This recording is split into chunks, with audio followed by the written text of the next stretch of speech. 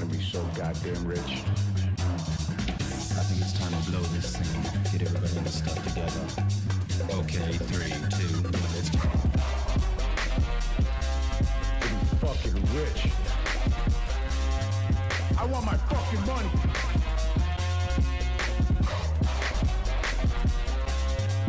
Griffin, I want my fucking money. Yo, motherfucker.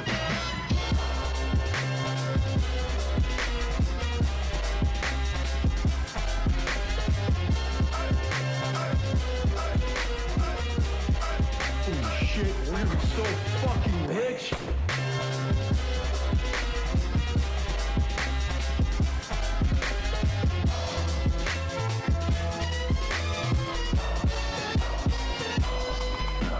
Damn it, we're gonna be so fucking rich.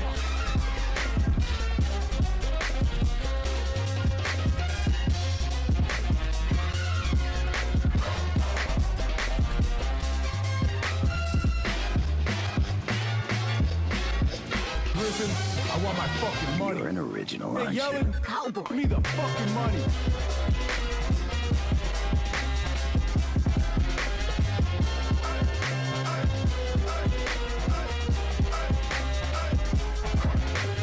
Get the goddamn money printer out.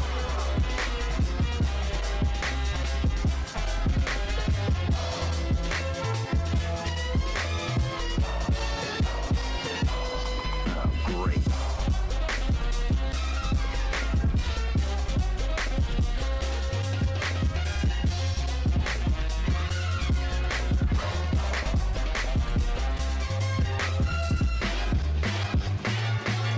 Bounty cutter.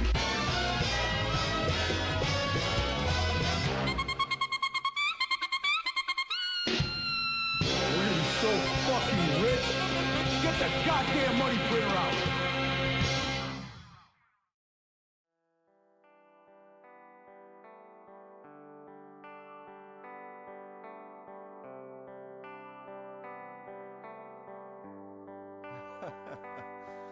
Yeah, you don't know all the shit that I've been through, all the pain and the struggle that I lived through. Now I'm rolling up these papers that I smoke through, thinking about all the shit that I've been through. You don't know all the shit that I've been through, all the pain and the struggle that I lived through. Now I'm rolling up these papers that I smoke through, thinking about all the shit that I've been through. Now I'm sipping on this whiskey. Got one chance and it's risky, so you can't play around. And I got my team behind me like a background. I don't never back down, picking up the slack now. Now I'm focused, keep on grinding for my stacks now. I'm feeling lost in this ocean, where's a lighthouse? I keep on swinging for the fence and I ain't strike out. And yeah, that's how I'm feeling, yeah, that's how I'm feeling now. We're not here for a long time, yeah. It's 9 to 5, it's a long grind, yeah. A lot of to success, it's a long climb, yeah. Now I'm sitting here making up for time, yeah. Man, I took so many losses that I lost count. I didn't know what I was made of, but I found out. And this life will blindside, you better look out. These haters wanna see you fall and get you took out, yeah. Cause I fell on my face, and this life is a race. I keep on checking my place. Now I'm riding for my team, you can tell by my plates. And this life just threw a hook, it caught me right in the face. But I'm getting back up, I'll do whatever it takes. I'll climb a couple of mountains, I'll swim a couple of lakes. Don't got time for the bitching, don't got time for complaints. Now you going through some shit, now tell me how does it taste? You don't know all the shit that I've been through, all the pain and the struggle that I lived through. Now I'm rolling up these papers that I smoke through, thinking about all the shit that I've been through. You don't know all the shit that I've been through, all the pain and the struggle that I lived through. Now I'm rolling up these papers that I smoke through, thinking about all the shit that I've been through. Now I'm living with my choices, I just own my mistakes. Cause I'm screaming fucking hand down, I ain't searching for breaks. But I'm barely treading water and this life is the lake. Now the pressure keeps on building as I'm raising the stakes. I ain't looking for advice, now I'm looking for space. Now I'm dealing with these losses, but I know I hate the taste. Now I'm sitting back, I'm thinking as I smoke into the face. Now it's time for these apologies, the time is too late. So bygones be bygones, I'm on business with a tie on. So fuck a shoulder to cry on, I'ma get a hopper like Zion. Let's raise a glass, I'll toast that. Reminisce, we roast that. How I wrote them and ain't wrote back. I'm never flimsy, the goats back. So I don't feel bad, no not at all. With a lot of years, but a lot of calls, a lot of birthdays without a call. Ain't got time for that, so fuck a fraud. You ain't there for me, I ain't there for you. You won't bleed for me, I won't bleed for you. All the hard times I lived through, keep moving, gotta get through. I got goals and cash I gotta get to. All these memories that I flipped through. If you can't relate, then don't judge. I'll stand my ground, I won't budge. I'm sitting back cause I burn buds. I swear to God, this life's good. You don't know all the shit that I've been through, all the pain and the struggle that I lived through. Now I'm rolling up these papers that I smoke through, thinking about all the shit that I've been through. You don't know all the shit that I've been through, all the pain and the struggle that I lived through. Now I'm rolling up these papers that I smoke through, thinking about all the shit that I've been through.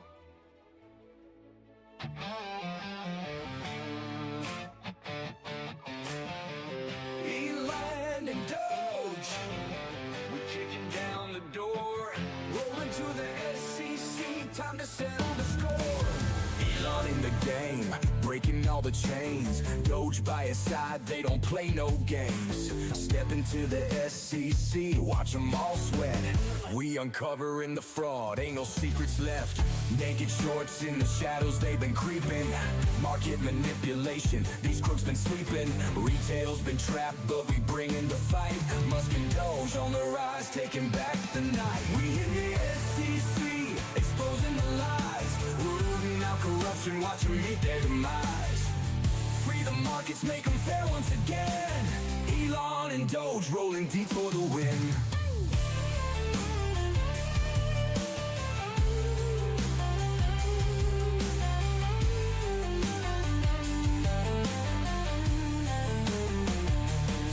We see the dirty tricks they try to pull, shorting stocks, playing games like a fool. But we too sharp, we calling the bluff. Elon's got the plan, now the pressure's tough. Retail investors, time to get your share. No more rigged markets, no more despair. Fraud's going down, we taking control. Elon and Doge breaking out of the mold. We in the SEC, exposing the lies, rooting out corruption, watch them meet their demise. Free the markets, make them fair once again. Elon and Doge rolling deep for the win. We on a mission, bring the truth to light. No more naked shorts hiding out of sight. Retail power, we reclaiming the street. Musk and Doge bringing heat to Wall Street.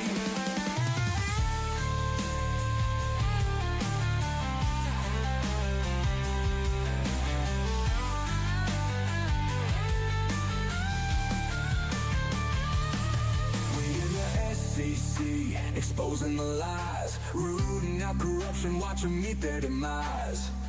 Free the markets, make them fair once again. Elon and Doge rolling deep for the win. Hey, we on a mission, bring the truth to light. No more naked shorts hiding out of sight. Retail power, we reclaiming the street. Musk and Doge bringing heat to Wall Street. Doge holding it down, they can't stop us, we taking back the crown. Fraud's uncovered, justice in our sight. Markets are free, we restore the light.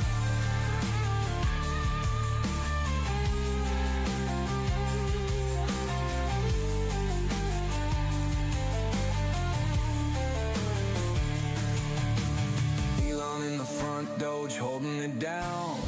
They can't stop us, we taking back the crown. Fraud's uncovered, justice in our sight. Markets are free, we restore the light.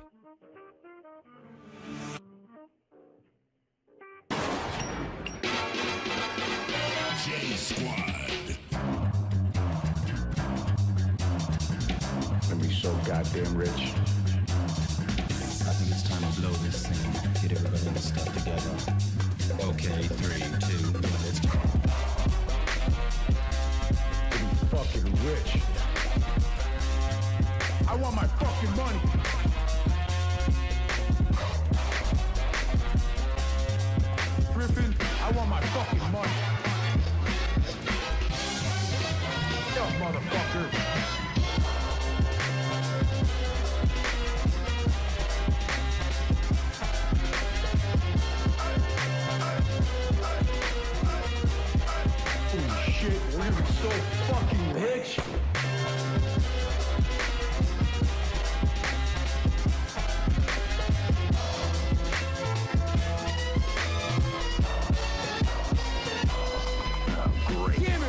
so fucking rich.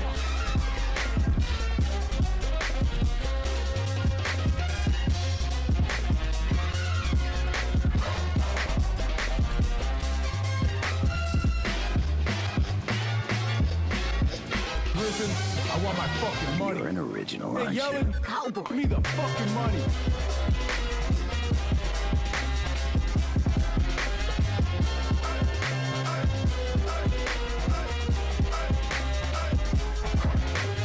Get the goddamn money printer out.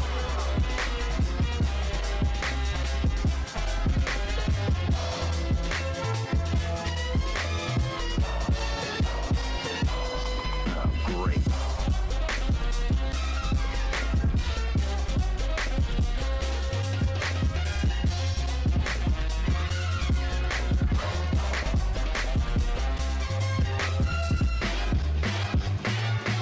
The bounty hunter.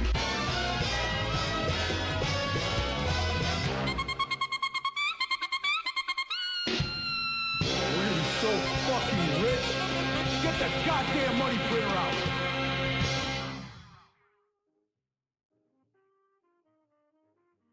That song is so obnoxious. Can't believe anybody would make a song like that.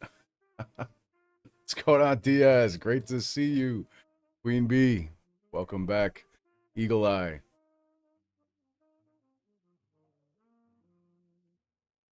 We're getting ready to get started here in just a couple of minutes.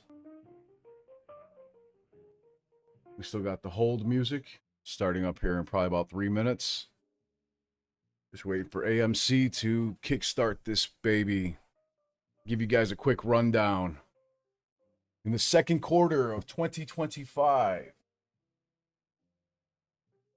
AMC's revenue growth of 35.6% more than last year's second quarter drove an adjusted EBITDA increase of 391.4%.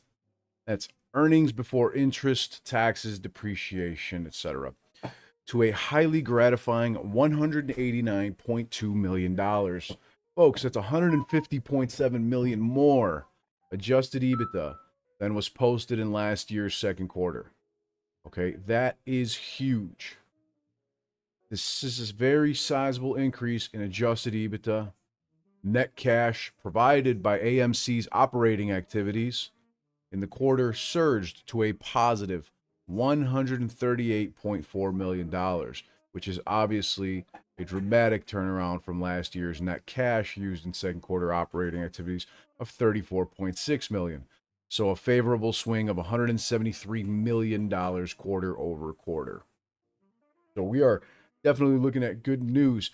Now, people were going to ask, if we made that much money, how come there was a net loss of $4.7 million? That's because AMC spent hundreds of millions of dollars paying off debt and upgrading their movie theaters, upgrading the visuals, upgrading the laser projectors, upgrading the seats, etc. So they did make money and they reinvested it in the company. So obviously this is extremely bullish. AMC was able to refinance all of their 2025 and 2026 debt all the way out to 2029 and 2030. All right, understand, folks, if debtors did not believe, or not, well, you know, if the financiers did not believe that AMC would pay them back, they would not have extended these terms. So, of course, giving the company ample opportunity to make more money and pay down their debt is a very good thing. They do have currently $423.7 million of cash in the bank and cash equivalents as of June 30th of 2025. Still got the cheesy hold music, so I'm going to keep that muted so we don't get shut down, because, of course, YouTube has a propensity to shut down streams just for having some music that is copyrighted. So all in all, I'm seeing really great things here for the company. But Donkey Kong brings up a great point that I want to emphasize. Says if Powell would lower rates, we would look even better. And the reality is that we don't even need Powell to lower rates, because his term is up in March of 2026, at which point Donald Trump is going to appoint somebody else who will, in my opinion, dramatically lower interest rates. At which point we are going to see some more refinancing of debt, which would be a very good thing for AMC to lock in some incredibly low interest rates, as well as you, as the consumer, you and I, all of us. We're going to be able to get cheaper lending, cheaper auto loans, cheaper home loans, and such. So I know a lot of people are still sitting on the sidelines in terms of buying a home because they can't afford the interest rates, they can't afford the property taxes, they can't afford the cost of living expenses that we've incurred over the last several years.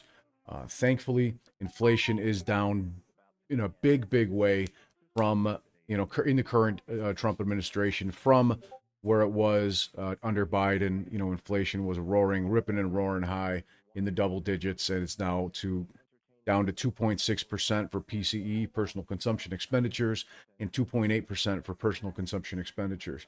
Now, that does mean that prices are still increasing, of course. Everybody knows that.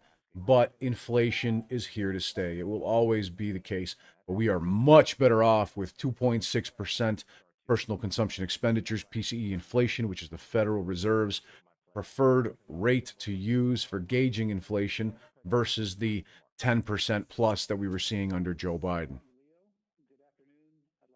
Dabbing it up, my friend. Welcome back. I hear you what you mean about we need to raise rates, in your opinion. Unfortunately, the economy is not in a position where it can handle that.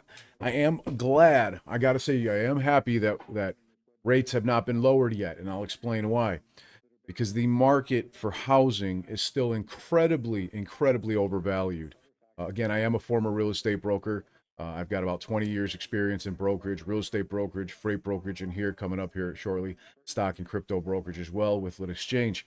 And I got to tell you guys that if Trump had if Powell had decreased rates, housing would not be looking good in the slightest. It would be accelerating. Call is on. Just starting. Undertakes no obligation to revise or update any forward-looking statements, whether as a result of new information or future events. On this webcast, we may reference non-GAAP financial measures, such as adjusted EBITDA, free cash flow, and constant currency, among others.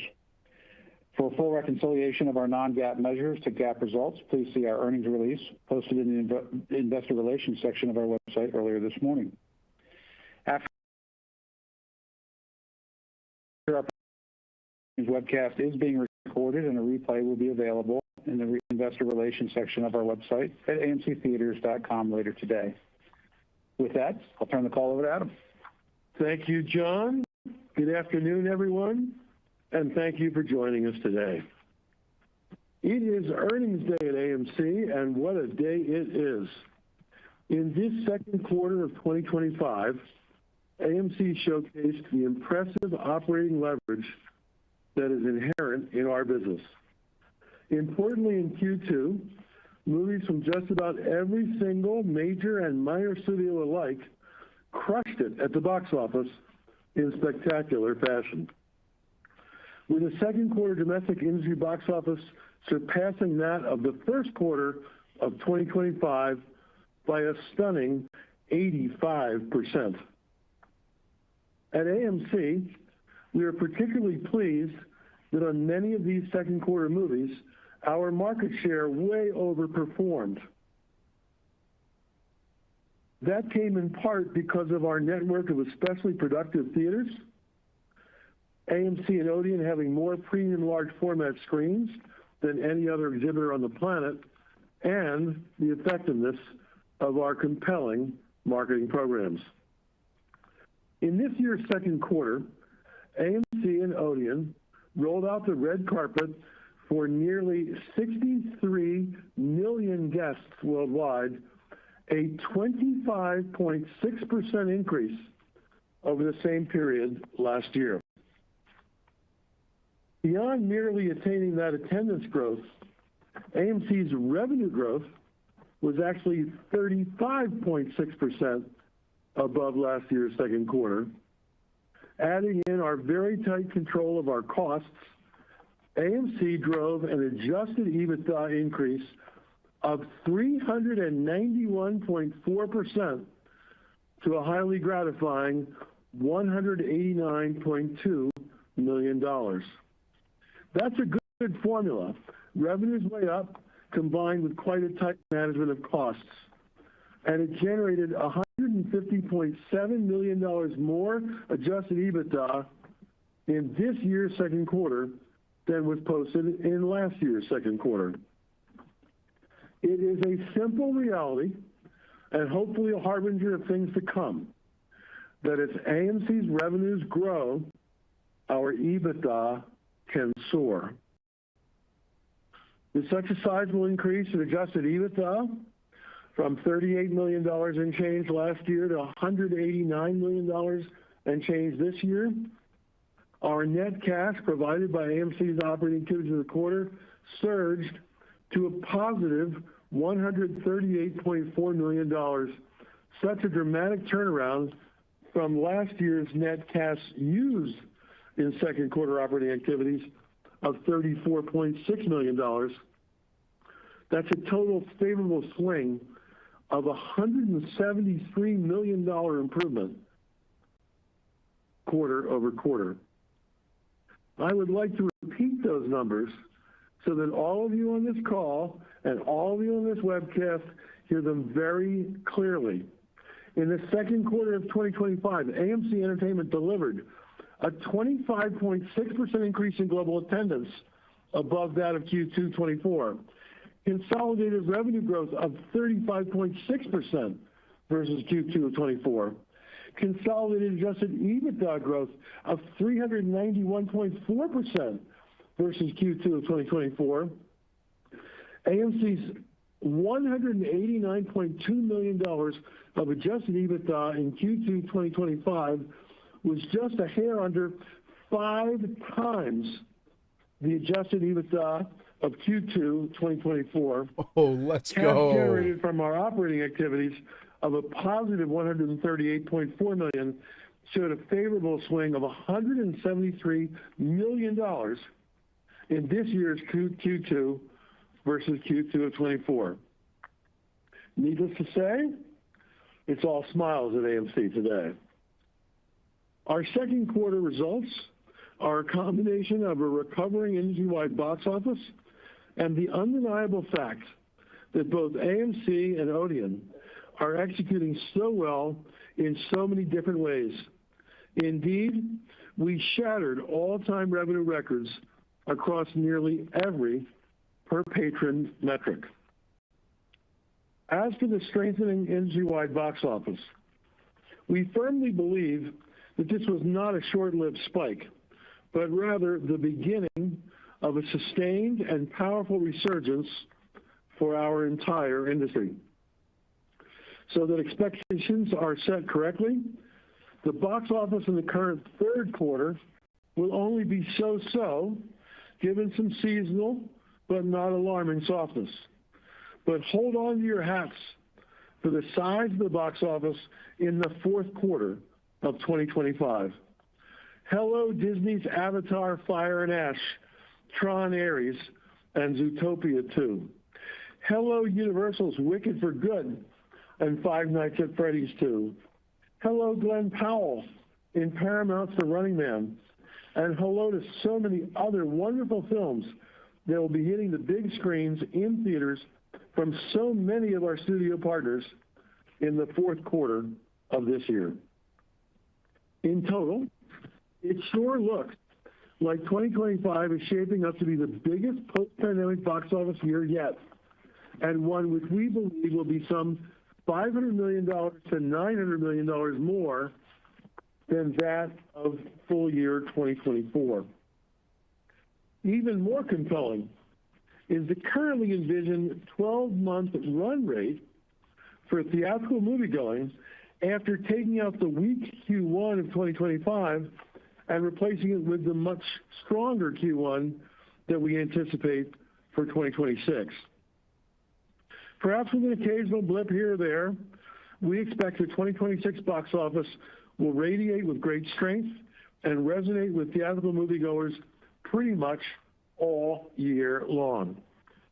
Of particular note, this year, in 2025, the first quarter was terribly weak.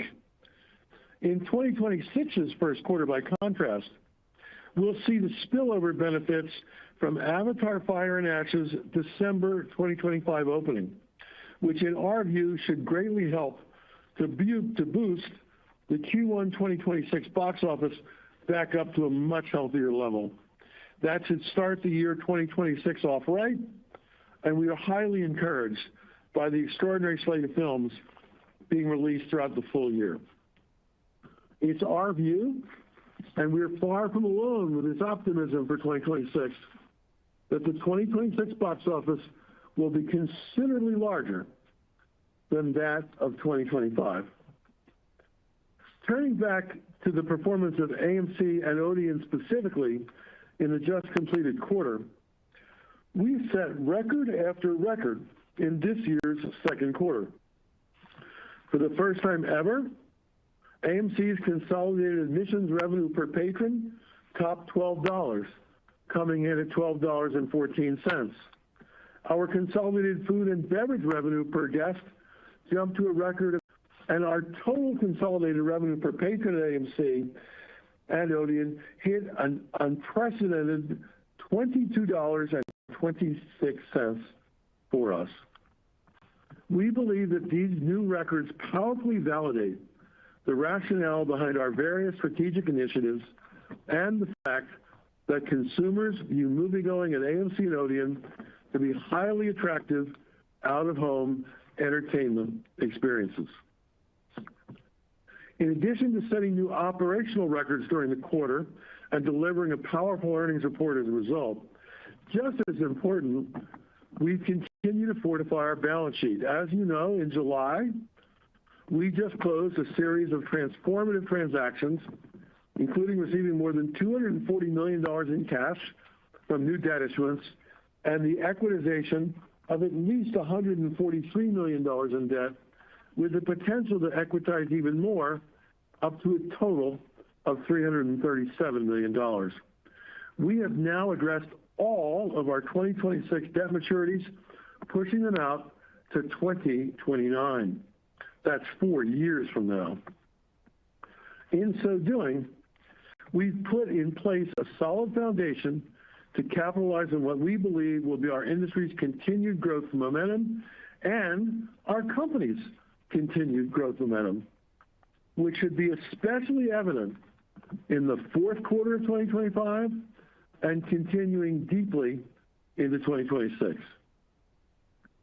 If I had to pick out just one set of words to characterize AMC's strong performance in the second quarter of 2025 and our optimism and our confidence about AMC's expected performance for 2026, it would be these. And I quote myself, impressive operating leverage. As AMC's revenues grow, our EBITDA at AMC can soar.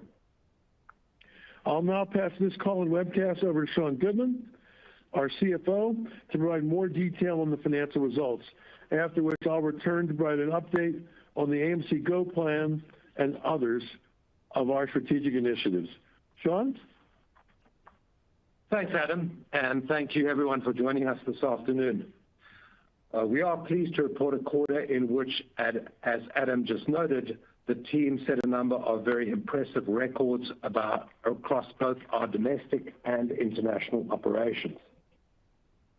Substantial year-over-year industry growth drove our attendance growth, which when coupled with record-breaking per patron revenue and per patron profit, resulted in an outstanding set of results for the second quarter. Allow me to elaborate.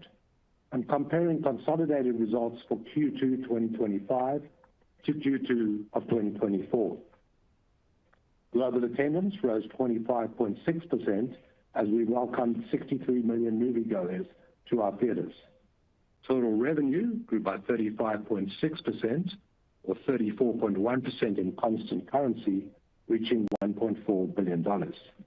Adjusted EBITDA grew fourfold to $189.2 million, and we generated free cash flow of $89 million, a $168 million improvement compared to the prior year's second quarter.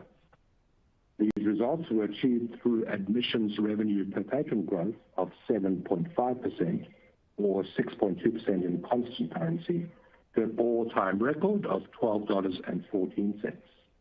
At the same time, food and beverage revenue per patron climbed 8.3%, or 7.4% in constant currency, to an all-time record of $7.95. And total revenue per patron grew 8%, or 6.7% in constant currency, to yet another all-time record of $22.26. Total revenue per patron is now up approximately 43% compared to pre-pandemic 2019. This is driven in a large part by an approximately 56% increase in food and beverage revenue per patron. Not only did we achieve the per patron revenue records that I just noted, we also grew our contribution margin per patron by 5.2%, or 3.9% in constant currency, to $14.48. Note this is approximately 48% higher than pre-pandemic 2019. And you'll recall that we calculate contribution margin as total revenue minus both film exhibition costs and food and beverage costs. And this is then divided by total attendance to get to a contribution margin per patron.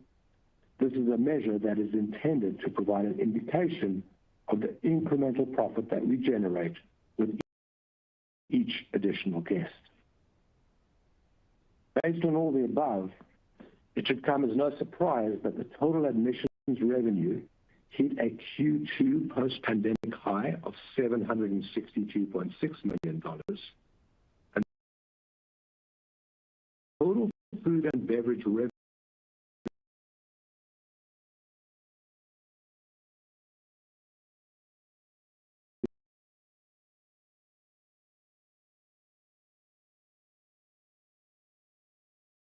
operating level Q2 2025 was almost 1,000 basis points above last year's second quarter. It's worth noting that thanks to operating efficiencies, despite consolidated Q2 2025 attendance being some 35% below pre-pandemic Q2 of 2019, which is the quarter that holds the record for the highest quarterly attendance in AMC's history, thanks to the spectacularly successful Avengers Endgame. Despite being 35% lower attendance, our consolidated contribution margin in Q2 2025 was just 4% below Q2 of 2019, and our consolidated contribution margin per screen was in fact 9% above Q2 of 2019. This all illustrates our conviction that the industry does not need to fully recover to pre-pandemic box office levels for us to achieve pre-pandemic levels of adjusted EBITDA. Up until now, I note that both our domestic and international theaters operated at record levels during the quarter, and that food and beverage revenue per patron and food and beverage profit per patron have never been higher at both our domestic and our international theaters. The second quarter results reflect the impact of our continued focus on creating an unrivaled guest experience through industry-leading innovations, coupled with our enviable theater footprint and the most comprehensive and growing selection of premium large format offerings. Another driver of our success is the actions that we've taken to optimize our footprint and enhance profitability by renegotiating leases, closing underperforming locations, and investing in high-performing new theaters. Since the beginning of 2020, we have now closed 204 theaters and opened 65, resulting in a net reduction of 139 locations, or nearly 14% reduction. Notably, in just the last 18 months, we've closed 42 theaters and opened 6. Let's now turn briefly to our balance sheet. We ended the quarter with $423.7 million of cash and cash equivalents, excluding an additional $51 million in restricted cash. From a CapEx perspective, for the full year 2025, we expect CapEx less landlord contributions to be in the range of $175 to $225 million. Our capital allocation priorities remain unchanged. 1, ensuring adequate liquidity. 2, reducing our financial leverage. 3, enhancing our existing circuits. And 4, pursuing high-return, growth-oriented initiatives. With the first 2 capital allocation priorities squarely in mind, as Adam noted, we have recently taken important steps to strengthen our financial position. The collaborative and transformative transactions announced in July strengthen our financial position by 1, enhancing liquidity and addressing near-term debt maturities by raising more than $240 million of new capital before fees and expenses that are primarily being used to repay all debt maturing in 2026.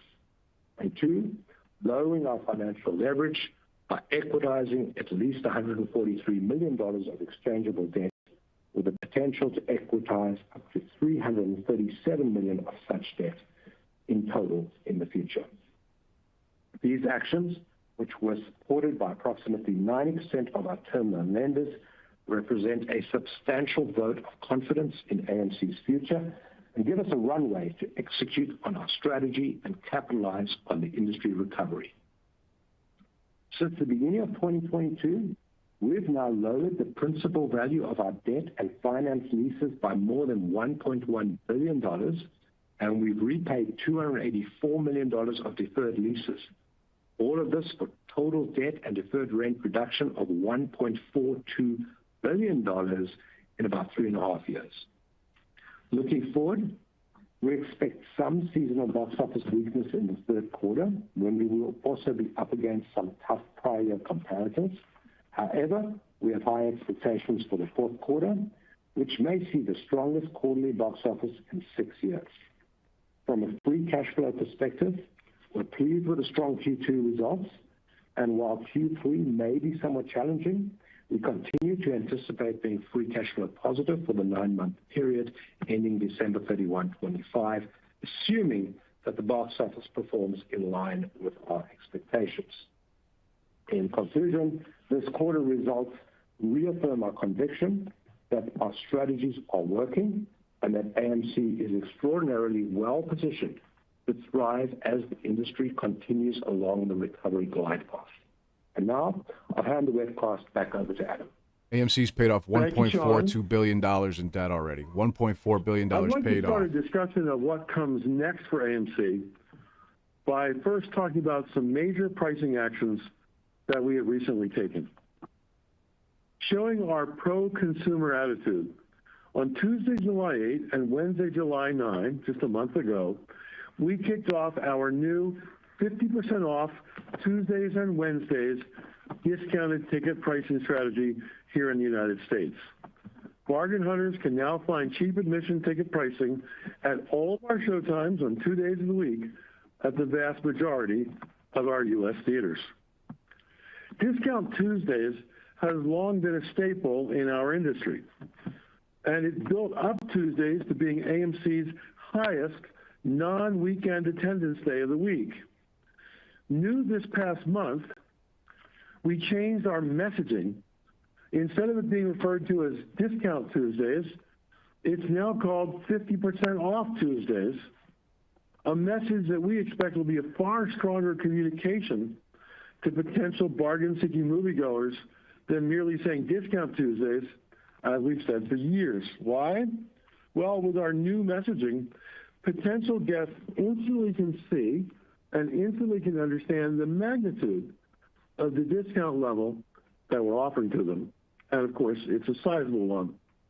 More than that, though, we now have extended that same pricing philosophy to Wednesdays as well. We're doing so with the hope that, just as been the case for Tuesdays for years now, we can turn Wednesdays into a high patronage day for AMC in the United States. Currently, by contrast, Wednesday heretofore has been our single lowest attendance day of the week. We're only 4 weeks into this important new pricing initiative, so it's too early to declare victory yet. But we definitely have seen attendance spikes, and we are highly encouraged by the starting attendance numbers that we've seen so far as a result of the changes we made in the Tuesday messaging and the extension of those same discounts to Wednesdays at our U.S. theaters. 2 other really important things to note about our 50% off Tuesdays and Wednesdays effort. First, this discount is only available to members of our AMC Stubs loyalty program, but that includes any instantaneous new member signups. So that gives consumers a powerful incentive to join our loyalty program, which in turn allows us to track their patronage and market to them directly by communicating with them often. It's an ingenious acquisition device for us to gain new loyalty program member signups. Second, and this may be something that many of you are unaware of, because we knew that we would be doing so much, and so visibly so, to offer bargains to bargain seekers.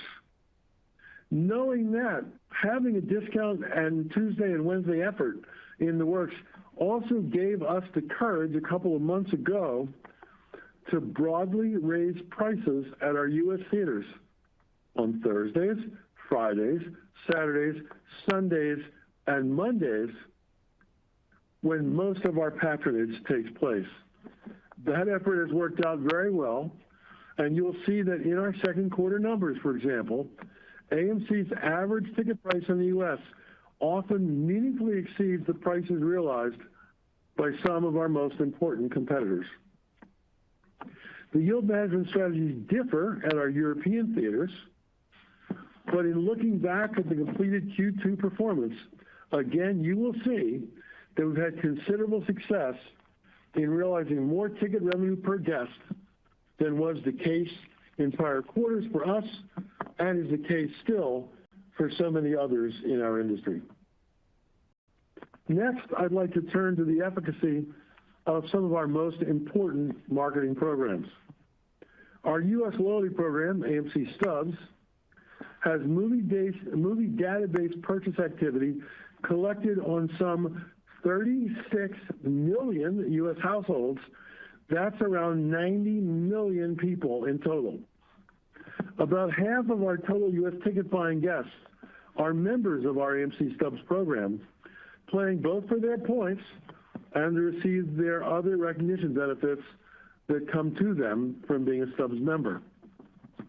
I am particularly excited that on January 1st of this year, we launched a new VIP tier within the Stubs program, a new level between the heretofore Insider tier and the Premier tier.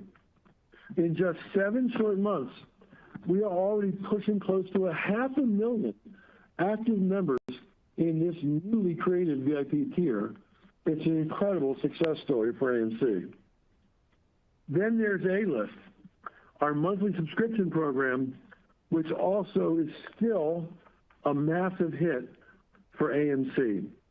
Launched in the middle of 2018, A-List members see an average of about 30 movies per year at an AMC theater.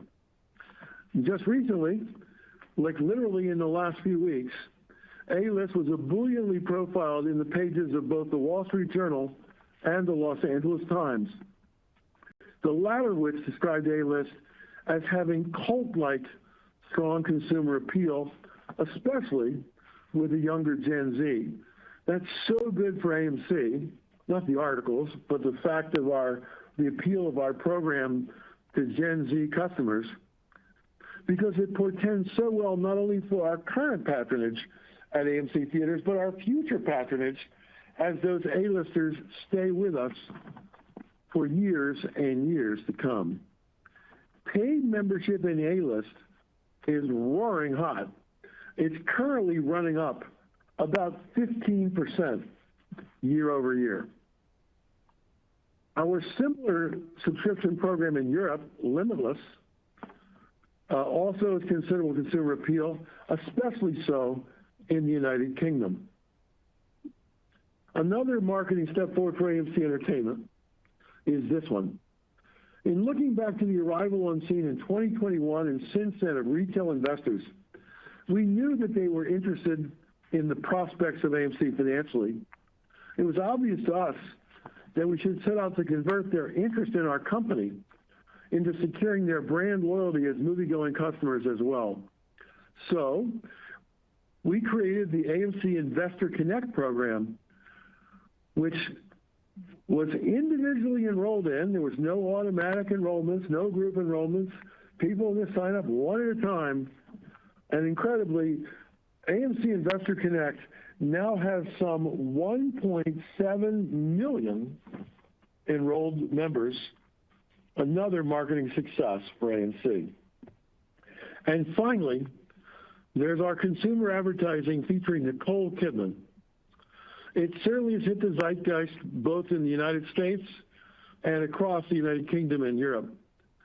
All of us at AMC and all of us at Odeon are existentially proud that Nicole Kidman continues to be such a central part of our marketing activity. Speaking of global celebrity, the movie distribution effort that was such a success for AMC, starting with Taylor Swift and Beyonce in 2023, continues to deliver for us. Last year, we did a Billie Eilish album release listening event with Interscope Records. And just this past weekend, AMC exclusively played what I describe as an Eminem love letter to his legion of fans, a documentary called Stans. This was an effort championed by Eminem himself, and you'll see repeated mention and praise of this documentary repeatedly on this very prominent rapper's social media postings. We continue to expect in the future that more interesting film products will come our way directly. And finally, let me turn to the AMC Go plan. As you know, it's a comprehensive effort to continue positioning our company to fully seize the enormous potential of a resurgent industry-wide box office. Here are just a few of the actions that we're taking right now under the auspices of AMC Go, because AMC Go, focused as it is on offering our guests premium experiences aplenty. We already have started the work to double the number of our already existing IMAX auditoriums that have been stepped up in their quality to the much improved IMAX laser projection technology and enhanced sound systems. We also add some additional IMAX screens as well to our current worldwide total of 220. Paying close attention to the quality of the IMAX experience that AMC offers makes complete sense, given that currently about half of all the IMAX screens in the United States, for example, are located at an AMC theater. Just as we're growing our IMAX footprint, we're also growing our Dolby Cinema footprint. We are going to be adding 23 new Dolby Cinema screens in the U.S. just in 25 and 2026 alone to our current worldwide number of 178. And we'll continue to add more Dolby Cinemas in 2027 and beyond. Over the next few years, we also hope to expand our house brands. That is to say, we expect to more than triple the number of our house-branded Prime and AMC PLF auditoriums, eventually getting up to 100 or more Prime and AMCs, and that's in addition to the 82 house brand iSense PLF screens that Odeon already has internationally. Looking past the PLFs per se, in an AMC and Odeon exclusive, we now already have open for business more than 120 XL branded extra large screens in the United States and across the Atlantic. XL was launched by us with our first such screen only a year and a half ago, and yet by this year end, we should have more than 150. And by next year end, meaning by December 2026, we should have close to 350 XL auditoriums open and available for our guests. Our XL branding initiative is a smart, cost-effective way for us to shine a spotlight on some of the biggest and most impressive auditoriums in our circuit. In the U.S., all with giant screens that are at least 40 feet wide and featuring sharp and crisp 4K laser projection. And in all cases, there'll be prominent XL branding that's highly in evidence across our theaters, our website, and our mobile app, and lets guests easily identify and select this upgraded experience that is offered only by AMC and Odeon. And finally, we continue to broadly equip our theaters with state-of-the-art laser projection. Right now, more than 2/5 of our U.S. screens now feature laser projection, which, through brighter, bolder, and more energy-efficient projection, so noticeably improves the dazzling images cast onto our giant silver screens.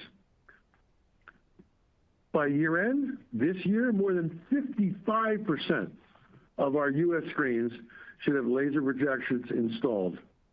Laser at AMC is the future, and that future is now. These premium offerings are working. We're seeing strong guest satisfaction, greater capacity utilization, increased frequency of visits, higher loyalty engagement, and increases to our realized prices as we deliver on our mission to offer more premium experiences than any other movie theater circuit in the world. AMC already is the home of premium experiences more than anyone else, and we are going to continue to expand on that lead. In so doing, we offer to AMC and Odeon guests the best movie-going experience imaginable, and we believe that's a key to driving long-term profitable growth in our business as a result. As I close today's prepared remarks on this call and webcast, we recognize that there's still much work to be done on our path to a full recovery. The industry box office is still well below what it was pre-pandemic, and yet, as Sean outlined, because of the dramatic increase in our contribution per patron, we actually can see EBITDA levels climb higher than pre-pandemic levels on much lower attendance and a much lower industry-wide box office. We've become remarkably efficient in running our business as a result of all the steps we've taken to improve our performance over the past 5 years. But more than just that, it is also a fact that we could not be more confident about the resurgence of the industry box office. It's finally a tailwind for AMC, not the headwind that it's been since 2020. With a strong second quarter results as our foundation this year, plus the bold actions that we're taking to harness the momentum of that resurgent box office, we believe that the future is exceedingly bright for AMC. Remember my mantra that was proven both by our fourth quarter 2024 results and our second quarter 2025 earnings success. In Q4 of 24, our revenues were up by more than 18%, and that caused our adjusted EBITDA year over year to triple. In Q2 of 25, our revenues were up by more than 35%, and that caused our adjusted EBITDA to nearly quintuple. Impressive operating leverage. As our revenues grow at AMC, the adjusted EBITDA of AMC can soar. Sean, with that, let's move to questions from equity analysts and from our retail shareholders. A lot of Thank you. positives. At this time, if you would like to 35.6% ask revenue. a question, please press star one now on your telephone keypad. To withdraw yourself from the queue, you may press star two. Once again, that is star one to enter the queue. One moment while we queue. This looks fantastic. 35.6% total revenue increase quarter over quarter. Increase in net cash by operating activities of $173 million. And once again, that is star one. We'll take our first question from Eric Wold of Texas Capital Securities. Your line is open.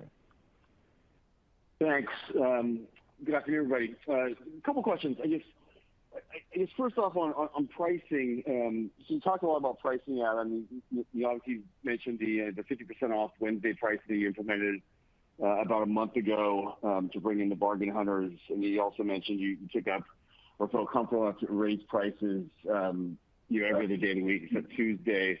And I think you still have surcharges on some of the blockbuster films kind of opening weekend. So I guess you're comfortable raising prices on tickets kind of in this macro environment. Maybe talk a little about food and beverages. What are your thoughts there? Once you get the consumers into the theaters, are you taking up prices on food and beverage? Are you more focused on driving incidents and getting people to the counters instead of taking up price? Where's the focus there, and what is the best way that you found to drive incidents recently? What's worked the best there? First of all, hello, Eric. Welcome back. Thank you. Maybe you're a good luck. Maybe you're a good luck charm. You're back and we delivered a quarter to end all quarters. So first of all, on pricing of tickets,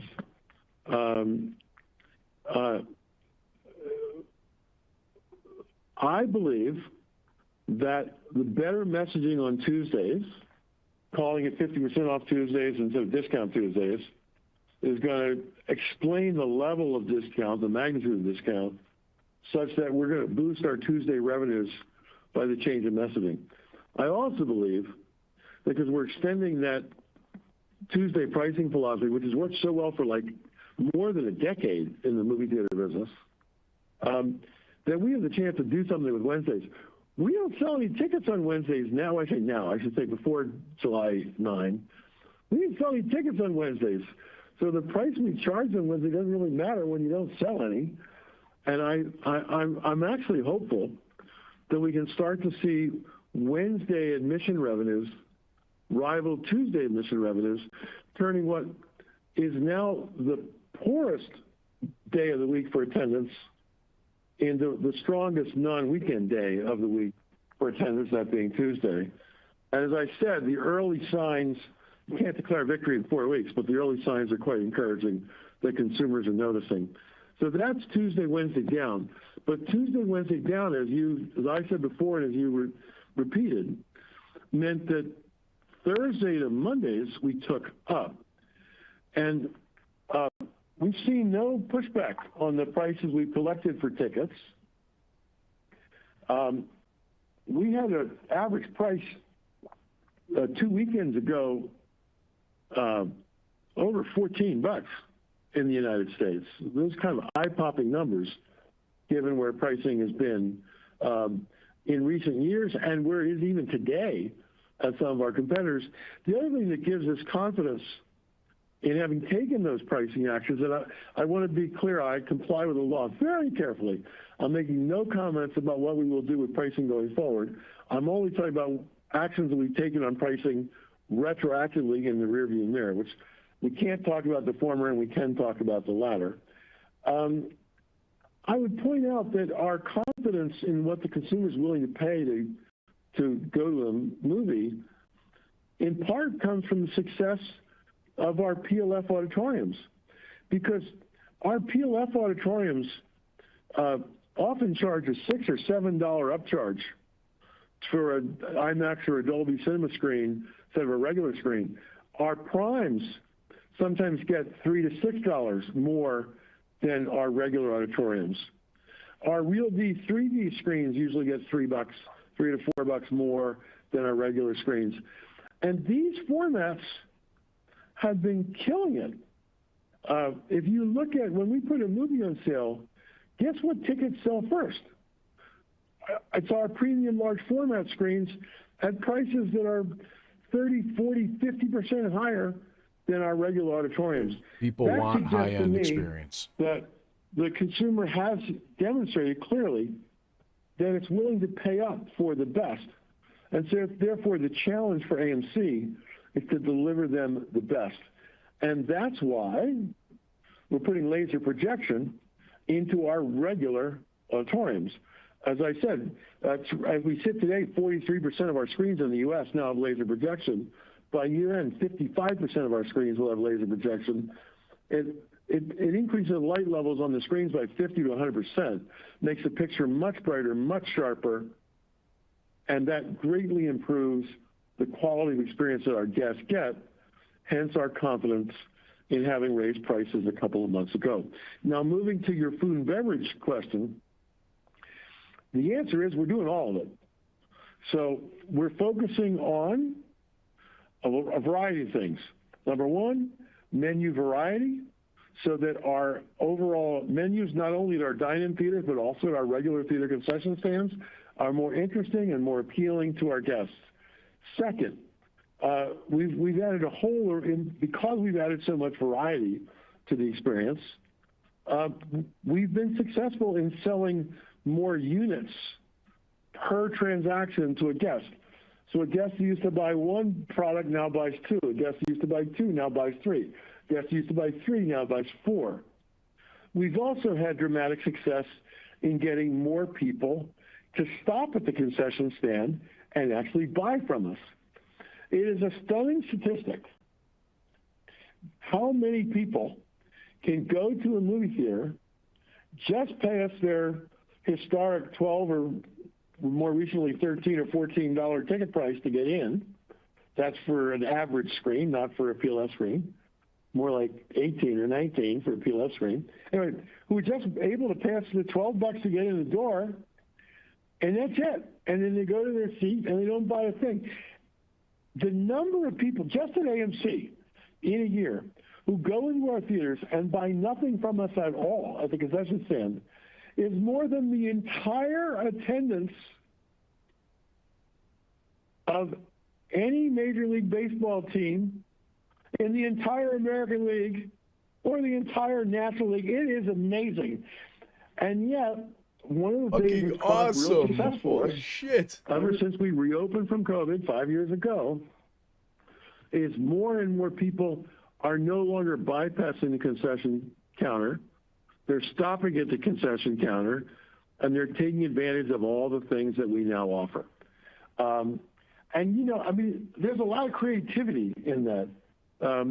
Movie-themed drinks, which we didn't do many years ago. We now have movie-themed drinks just about every weekend of the year. And they're very profitable for us. But it's also true with having 4 kinds of popcorn flavors instead of 1.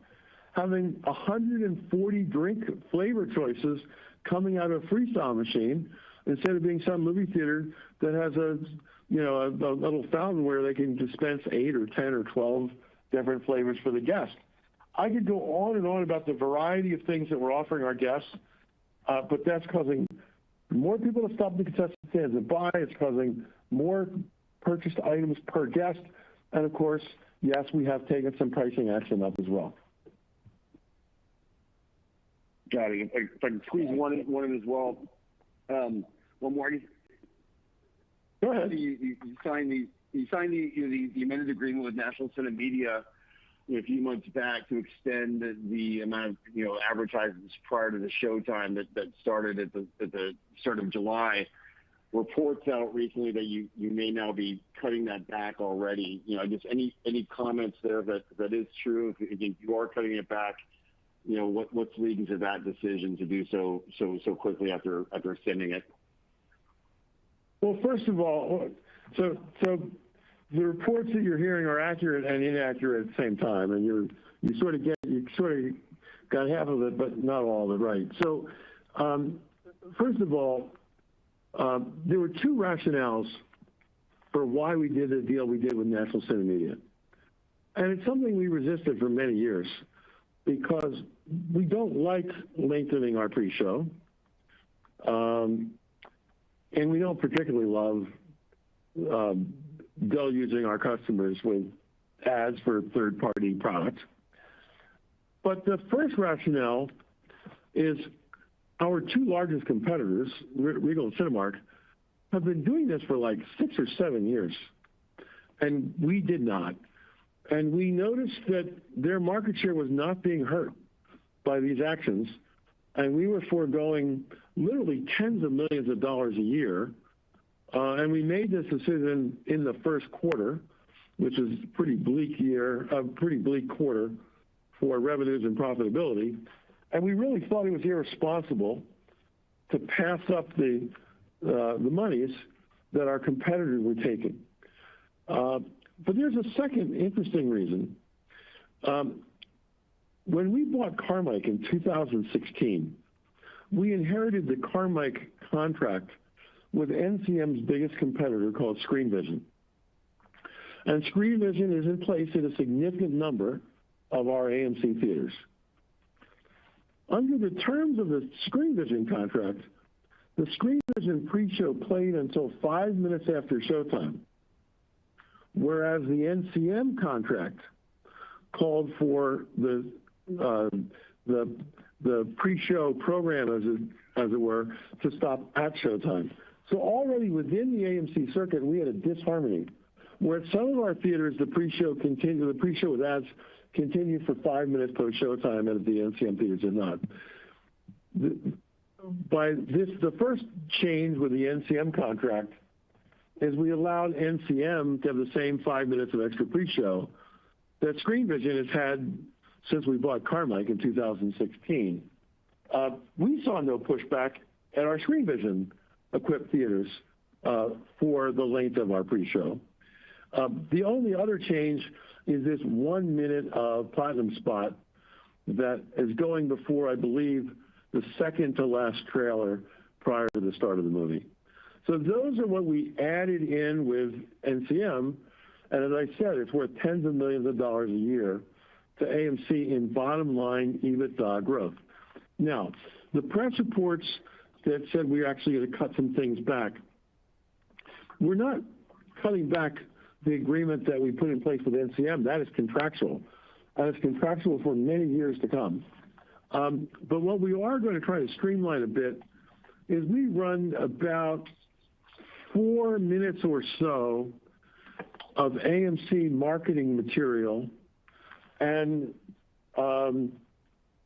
fluffy silence is golden and turn off your cell phone and throw, the things like that as part of our whole pre-show experience. We think we can take, it's like 4 to 5 minutes in length. We think we can easily take 2 to 3 minutes out of that.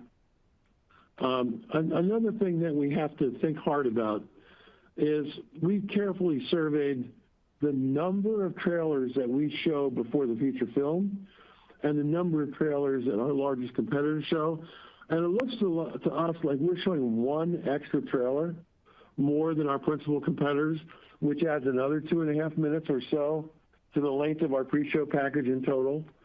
And we knew that when we did the NCM deal, we might have to make a trade-off. If we're going to add 6 minutes of what's called NCM time, we might have to reduce a trailer and might have to edit down some of our marketing fluffier stuff in advance of the feature film. And I mean, I'll give you a perfect example. Right now, like IMAX and Dolby is very successful formats for us. And we put a 1 minute promotional teaser about IMAX or Dolby in front of every feature film. We think we can cut back to 45 seconds. It'll be, in our view, just as effective, just as impactful. We'll tell a great IMAX story. We'll tell a great Dolby Cinema story. But it's 15 seconds saved. 15 seconds here, 15 seconds there. It adds up. We think we can shave 4 or 5 minutes out of it. So it's not that there's been a change of heart. We always knew that when we did the NCM deal, that we would probably have to shorten at the same time we're lengthening, so that those two vectors offset each other and balance each other out. We know that consumers some consumers love the trailer packages because they get to see what's coming. And we know our studio partners love the trailer packages because the best form of advertising that they'll find anywhere is putting their movie product right in front of moviegoers' faces. But we also know that some of our other consumers think the trailer packages go on too long, and we're trying to find a happy medium. And we're also doing a better job of telling people when the movies will start, so that for those people who don't want to get their trailer time, they can come a little later, or if they're anxious, they don't need to be running in the door at the single, dot of showtime like they're going to miss the movie. So anyway, that's the reaction to the whole NCM and pre-show story. Got it. Thanks, Adam. Appreciate it. Thank you. We'll take our next question from Chad Beynon of Macquarie. Please go ahead. Good afternoon, guys. Thanks for taking my question. Nice quarter. Wanted to ask about just the overall portfolio, Adam. And Sean, you went through the net closures over the past couple of years. I think this was one of the first quarters where there was almost zero net closures sequentially. So with that in mind, can you just talk about, given the profit outlook and the more positive view on the industry, are we at a point where we might start seeing, net adds going forward? Obviously understanding that leases come up on an annual basis, but just kind of thinking about the portfolio and the cash flow per screen, could this start to be a floor in terms of the number of units in your portfolio? Thank you. Well, thanks for the question, Chad. There was one really important statistic that Sean left out when he bragged about 205 closures and 65 openings. Was it 205 and 65? 203, 2 something, 204 or something? 200 and change and 65 openings. What he didn't mention is that the 65 openings are outgrossing the 204-ish closures. So we're focusing on the wrong statistic by focusing just on the number of theaters that we closed. What's more important is the profitability of the theaters that we're opening versus the profitability of theaters that we're closing. And in the case of the theaters that we closed, most of them were losing money. When you look at the theaters that we're opening, we've opened hit after hit after hit. There are theaters that we've opened in the last few years that are amongst our highest grossing theaters in the entire United States. Would come to mind the Grove in Los Angeles, Americana at Brand in Los Angeles, Porter Ranch, also in Los Angeles, Topanga at 12, also in Los Angeles. The Grove and Americana are two of our 10 highest grossing theaters week in and week out. Porter Ranch and Topanga, they're in the top 25 highest grossing theaters, or the top 50 highest grossing theaters out of 540 week in and week out. And as you take the collective of it all, the theaters that we're opening far outshine, and they're shiny and they're new and they're in great locations today. They're far outshining the 25-year-old theaters that are somewhat moribund that might have been in bad locations today. They were good locations 25 years ago when they opened, but those locations aren't as compelling today as they once might have been at the turn of the 21st century. So again, but about 10% of our leases come up for renewal every year. So figure, 100-ish theaters come up for renewal. I wouldn't be shocked if we closed 10 of them. So I don't know that we're at an absolute floor, but what you can assume is that when we close a theater, with almost 100% reliability. We're not closing a profitable theater. We made a lot of money. We're closing a theater that was a drag on our EBITDA, that was lowering the consolidated EBITDA of the company. So as it closes, the EBITDA of the company rises. Will we get to a point where we still have, that many, excuse the expression, pig theaters left in our system, having closed 200 of them, but we have a few. So, maybe we close 5 to 15 a year for the next few years. But we're continuing on the hunt for new theaters in A locations. We're just opening in Chicago, a theater that we believe will be one of the highest grossing theaters in Chicago. And again, the theaters that we're opening are grossing more than the theaters we're closing, and they're producing more EBITDA than the theaters that we're closing. At some point, I think we'll move to a net add of theaters rather than a net decline of theaters. I don't know that we're there yet exactly, except one key circumstance, and that is we continue to be offered portfolios of theaters on an M&A basis, sometimes at very attractive prices, like really attractive prices, like 3 or 4 times EBITDA kind of attractive prices. And so I do think if you look forward over the next 36 months, maybe, you'll see that some of our biggest additions of theaters, which might far outstrip some of the closures, may come to us in interesting acquisition opportunities where we can bring theaters in good condition into our fleet at very attractive M&A expenditures.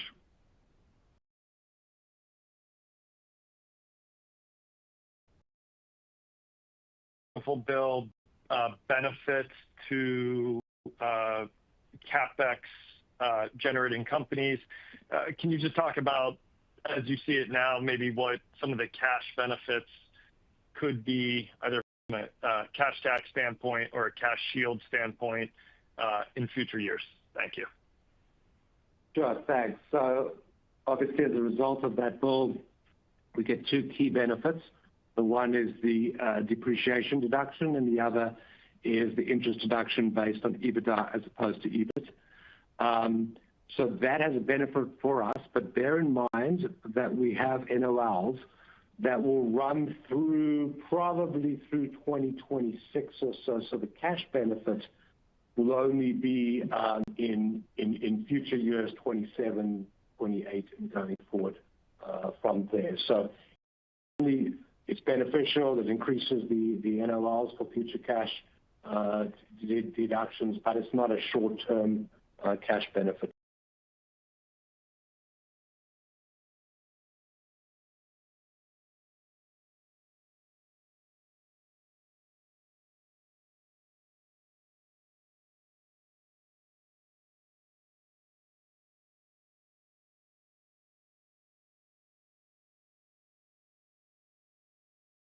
Shareholders, Sean? Sure. Just briefly, the first question is just asking if we have any reaction to Skydance's acquisition of Paramount that's now just closed. Yeah, we sure do have a comment about the Paramount acquisition from Skydance. First of all, we've had a very good relationship with Paramount across many generations of its leadership. I'd especially like to thank Brian Robbins and his executive team. They've been superb partners for AMC over the course of the last many years. At the same time, though, we are excited by Skydance's acquisition of Paramount because Paramount has been cash hampered in recent years, which has caused them to greenlight fewer movies than they might have liked to. It appears to us that Skydance is cash rich, and it would be our expectation that Skydance will be releasing more movies coming out of Paramount than Paramount has been releasing in recent years. You'll also recall that David Ellison is no rookie in the movie business. He's been a prime force in some of the most important movies that have come out in recent years. And what especially comes to my mind is Top Gun Maverick, which in my mind is the single movie that you can point to since COVID hit in 2020 that turned the movie theater industry around. It set us back on a course where studio, with its $1.5 billion worldwide gross, it finally reminded various studio chiefs that the future was not, but also in their theatrical releases. Sometimes the most successful movies on streaming services were those movies that had a great theatrical release. Point in case, what was the highest movie watched on Paramount Plus? Top Gun Maverick. Why? Because it had a spectacular $1.5 billion theatrical release worldwide. So the fact that David and Skydance want to make more movies, and the fact that they have experience in making really good movies, and then you can add in the fact that the new president of Skydance is going to be Jeff Shell, that used to be the chairman of Universal Studios, and we've had a superb relationship with Jeff Shell over the past decade. And I've talked to Jeff. I know that he's excited to be back at the helm of a major studio. Well, he's got more than the studio, of course. He's got the whole enchilada. But his influence over what happens at Paramount will be profound, and we think it's going to be very good for theatrical exhibition. Terrific. Do you want to comment about AMC distribution? There are, we just made the M&M announcement over the last weekend. Anything you'd like to point out on AMC distribution and future opportunities there? Sure. We obviously 2 years ago, we had these massive successes with Taylor Swift and Beyonce, and we've had lots of conversations with lots of world-class artists. Since then, some deals got very close, but then didn't materialize. Others have happened. We did this Billie Eilish album release a year ago.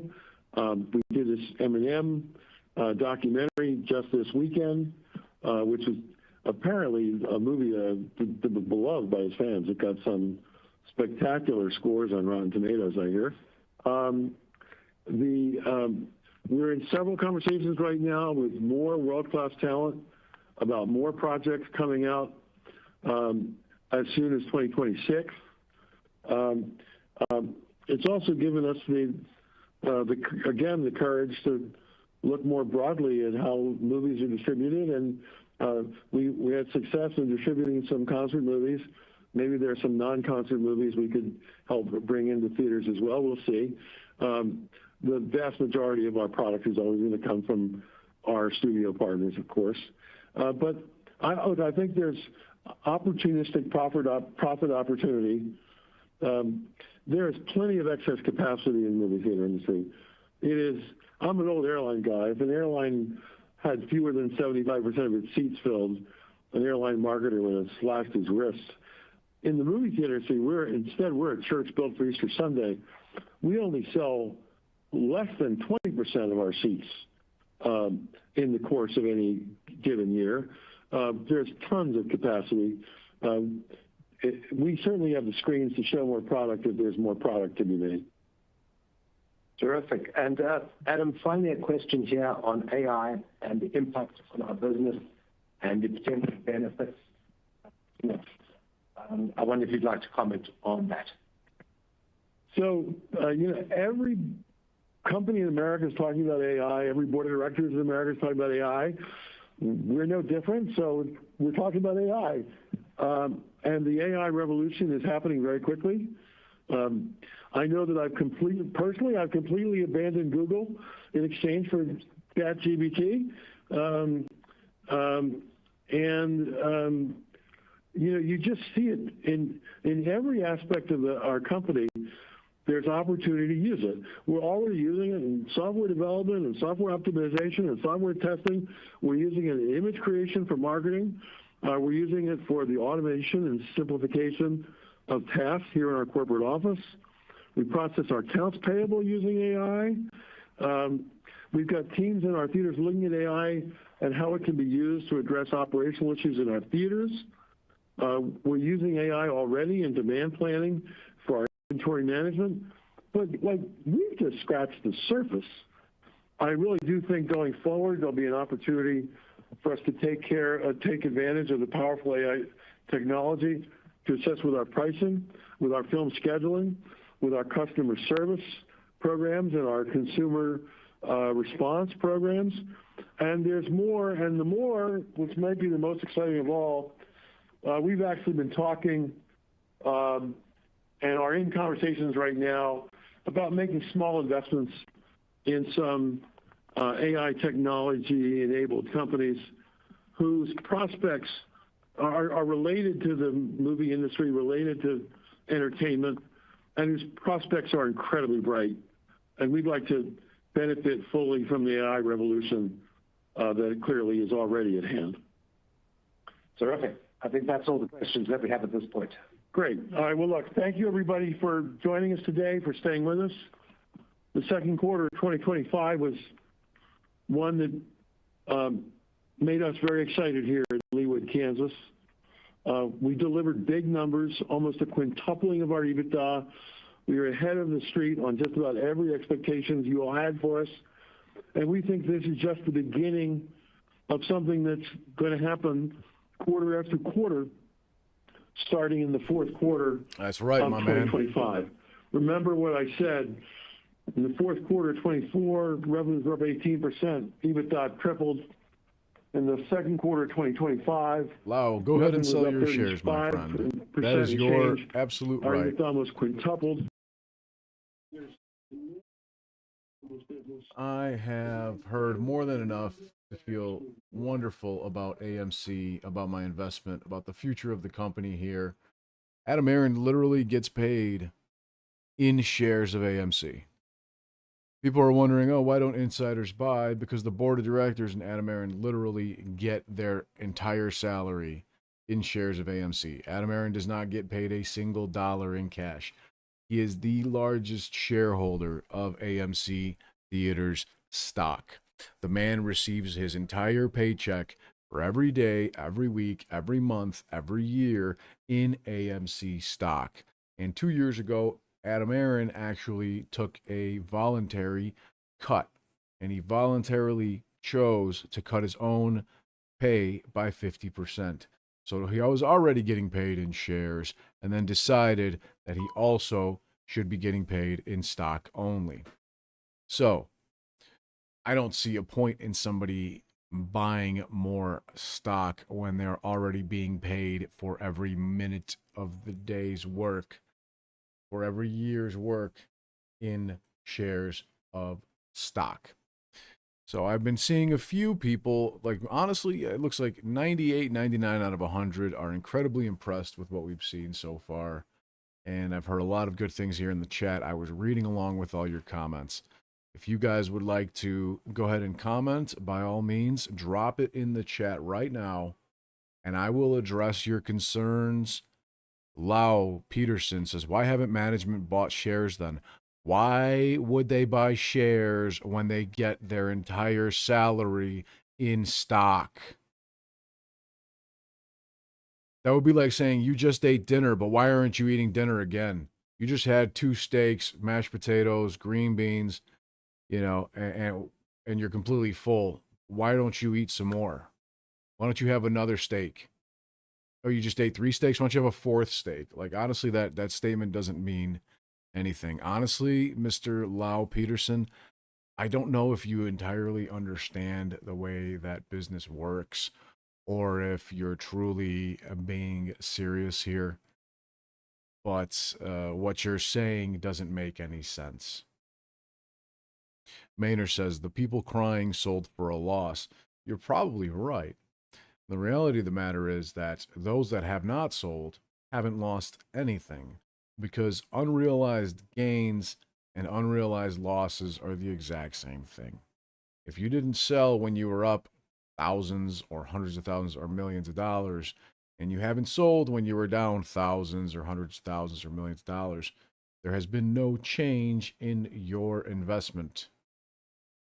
If you decided to liquidate today, yeah, maybe you'd lose some money if you were upside down in the stock. If you decided to liquidate when the stock was at 20, 30, 40, 50, 60, 70, $78 a share, yes, maybe you would have made some money.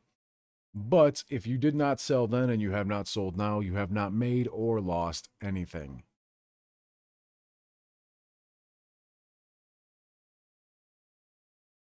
Yeah, that's a good point, man. It's like using your money to buy more money. It's like, yeah, right, I have $1. Let me go to the store and buy $1 with my dollar. Like, that doesn't make any sense. You're absolutely right.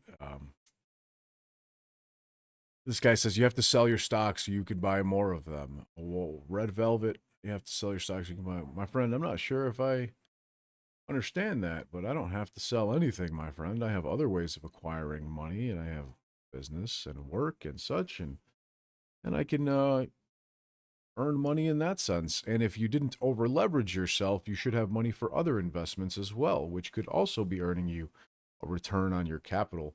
Meanwhile, you wait for big money from others. Jason Burlow says invest in Lit Exchange. That would probably be a good idea for those people that are not over leveraged. That is without a doubt. Obviously, there are risks in any investment, but Lit Exchange actually gives people, for the first time in the history of the world, to own equity shares in an upcoming stock and crypto brokerage. No other brokerage has ever done that before because they do not think that you deserve the opportunity to make money when the company launches and then IPOs. If you had, I cannot actually compare Lit Exchange to another company legally due to securities laws. So I will leave that to you. Why don't you go ahead and compare what you think would happen if you had invested in other upcoming stock brokerage firms before they had launched? So I'm not going to do that. You can do that for yourself. One Speed Go says, have you ever chatted with AA? Actually, my friend, I have not actually had a one-on-one conversation with Adam Aaron. I'm looking for, there it is. I have not personally had a one-on-one conversation with Adam Aaron, no. But I did get this awesome autograph from him that was basically sent to me. It was signed by Adam Aaron, our friend here in the think tank, Wolfie. I won't say his real name, but Wolfie went and met with him and talked to him in person, shook hands with him, and got this for him. And it says, to the think tank, all the best, Adam Aaron. And this means a lot to me. So thank you to Adam Aaron. Huge thank you to Wolfie for sending this to me. I will definitely keep this on my desk at all times and forever, and eventually when we have a nice MOAS, maybe, just maybe, then I will be able to hang it on the wall. Soundhound, never heard of him, to be honest with you. My girl bought Bitcoin with a Social Security check she received in 2016. She'd have more billions than Elon. You're not wrong. Corporate accounts payable, Nina speaking. I love your name. Corporate accounts payable, Nina speaking. My girl bought Bitcoin with a Social Security check she received in 2016. She'd have more billions than Elon. Yeah, that's a great point. Bitcoin Dumb Money Ape says, I don't see the catalyst that will rocket this stock up. What do you think it will be? Or will it be a slow climb up over time? You don't need to see the catalyst, my friend. You don't need to see anything for it to happen. That's reality. The market doesn't care what you see or think about any particular stock. It's going to do what it wants to do. And manipulators and shorts will short what they want and pump what they want. Look at a company like Robbing the Hood, for example. Robbing the Hood has gone up in a very big way over the last year. And the company really has done almost nothing to actually increase their profitability except announce the sale of toxic derivatives and calling it private equity tokens. Even those companies, OpenAI and SpaceX, have come out and said that these tokens are a scam. They are not associated with us in any way. We do not, you should not invest in these. And yet they use that as an excuse to potentially launder money, to potentially pump their stock, and potentially suck in a lot of uneducated retail investors to buy the stock at higher and higher levels so that they can get eventually rug pulled when the time is right. Eagle Eyes, Robinhood revenue has flattened. My friend, yes, Robinhood has been basically has had a shit payment for order flow model revenue in which they sell your shares and your orders to wholesalers, market makers like Citadel, so that Citadel and Virtue can front run your trades and route them through dark pools. And they have been unprofitable for 98% of their existence. They've had like 1 or 2 profitable quarters ever, and sunk right back into unprofitability. So I'm very much expecting that to be the case for robbing the hood. But I definitely do agree with what Soika here says. Chris Soika, CEO Adam is the Oppenheimer of the stock market. AMC is going to nuke any naked short sellers that exist. If you think Q2 and Q3 numbers are good, wait until you see Q4. Woody Wooderson, you're too kind. Why would they use the song from Trading Places in the waiting room for earnings? Check your DMs. Thanks, man. I will, but I can't right this second. You know what? I'll try. Let me see which DM it is.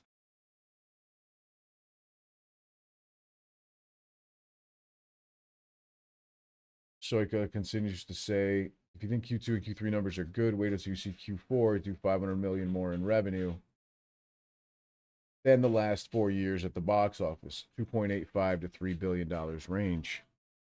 I think after Q4, we declare victory. AMC B-Day is Q4 earnings day. We're marching on their citadel as we speak. I like that pun. That was really good. Thanks again, Woody. You're too kind, my friend, for that. But I cannot check my DMs on Discord at this moment. I have too much going on here on my screen. Why would they use the song from Trading Places in the waiting room for earnings? Check your DMs. Maybe we're trading places with them. Maybe because the movie's coming out, Trading Places 2. Law says, come on, this is just plain stupid. Do you think your shareholders are stupid? Sounds like a tape. Well, my friend, good luck to you. Good luck to you. I don't even know what to say, man. It's like, if you're not getting paid for this, do you really have a life? Do you have anything better to do? Or are you being paid for saying the most retarded shit that you could possibly think of? Holy shit. Donkey Kong says, I'm an expert at averaging down. Alex, thanks for reposting the stream, my friend. Anyways, you guys, go do yourself a favor. You want to avoid market manipulation. You want to prevent dark pools and payment for order flow, wholesalers like Citadel from getting your shares. Go get litexchange.com. Let's get lit. Litexchange.com. You can also own the company. You can check out our SEC Edgar filings directly from our website. You can invest in the company, view the business plan, pitch deck, and such. So far, the company has raised over $1 million. I repeat, never mind. It is now $1.1 million. It is going even faster than anybody expected at this point. $1.1 million have been invested so far by over 500 very intelligent retail investors who are early adopters, who are now founders and our partner in this company. So go ahead and check out litexchange.com. You can get to the FINRA regulated funding portal, Silicon Prairie, which is the website that you're seeing right now, in order to invest in the company. All this money is held in escrow by Silicon Prairie until the raise has officially completed and the final investors have funded it, at which point then they are officially considered founders and funding members here. So you guys, we are looking at a stretch goal of 1.5 million. If you'd like to invest, and get in now. This was recently extended by a few more months, and the raise end date is February of 2026. We can end it early if we decide to do so. So keep in mind, if you want to get in, you should probably do it after you've done your due diligence and made sure that you're not over leveraged. You should probably do it at some point in the near future. So with that being said, folks, I wish you peace and wealth. Have a beautiful rest of your day. And Ance LaRoche says, have a great night. Know what you hold. Go see a movie and make your investment grow. Let's go, folks. I wish you peace and wealth. All of you, except for Lau. Phoenix Ascending is I'm lit and proud of it. Cheers, my friend, to you, Phoenix, and all founders, founding investors. Bilbo says, glad you extended. Yes, I know, my friend. We were getting a lot of people requesting an extension because they wanted to buy in. So, with that being said, have a beautiful rest of your day. Cheers, my friends. We're gonna be so fucking rich.